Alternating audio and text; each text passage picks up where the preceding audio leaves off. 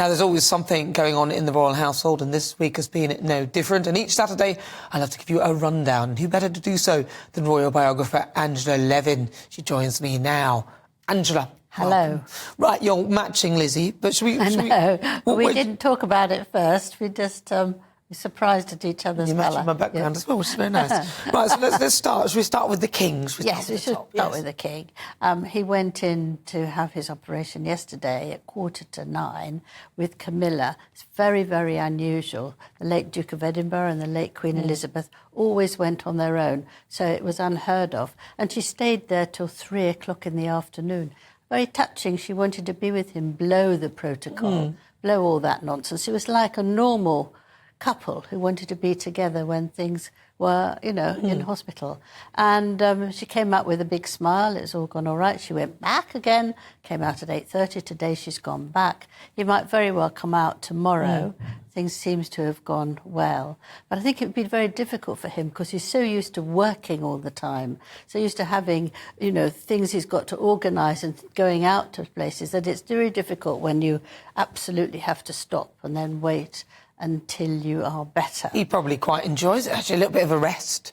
Well, he might not. He might feel very uncomfortable. I mean, some people like to work really, really hard, and if they're not, they're all sort of scratchy and don't quite know what to do. But I think that, you know, she's there. She's a very calming, she'll make him laugh and all that sort of thing. She's been very busy, by the way, Queen Camilla. I mean, she's now the patron of the Anne Franks, which is, she said that just before the Holocaust.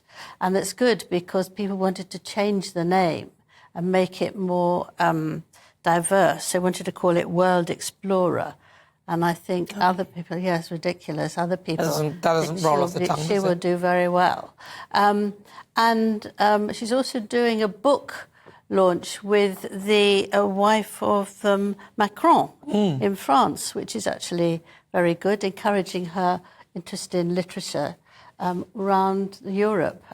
So she's been extremely busy and looking after her much-loved husband at the same time. Well, that's what she should be doing. That's normal, isn't it? Absolutely. Yeah. And then we have Harry and Meghan. Oh, God. And there's a lot of talk about why they actually went to Jamaica and that it was completely the wrong time. Now, the question is, did they go there deliberately so they could speak to the Prime Minister and show them that he would like them but not like William and Catherine, who went out in 2022 and he said, I'm leaving, I want to get rid of it. But I don't think he wants to leave the Commonwealth. I think he just wants to be independent. And the King is very keen on that. He's got no problem with that. People grow up, countries grow up, and that's perfectly all right.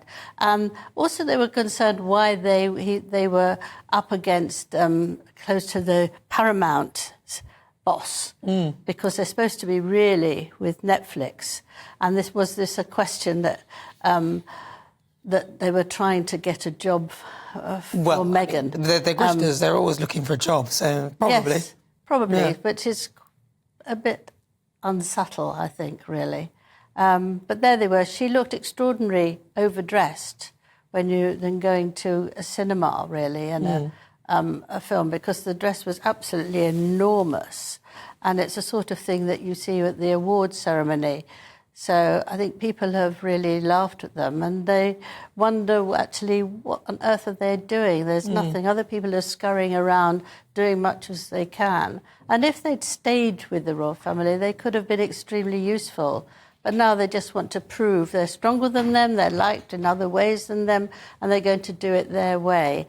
And I think it's very self-killing, really. It's very, very... I mean, the behaviour from the two of them, you'd think that they would kind of evolve and see that actually this doesn't work, the approach that they're using, but they don't appear to want to, which is quite odd, really, isn't it? Yes, they don't sense what the room is saying to them. Or what anybody is saying to them. They're going to do it their way. They have a straight line.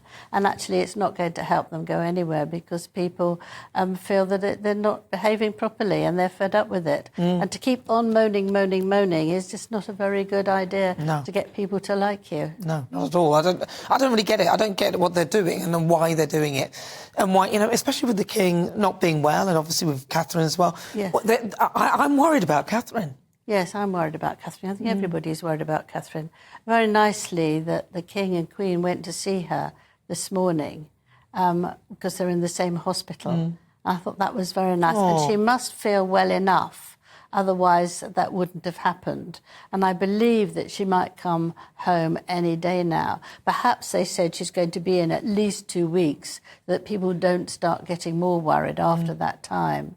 But I hope she'll come out and she'll obviously be very, very well looked after. Yeah. And we will breathe relief. Yeah, but she couldn't be in a better place. Doctors and all the right doctors and nurses, and the King as well.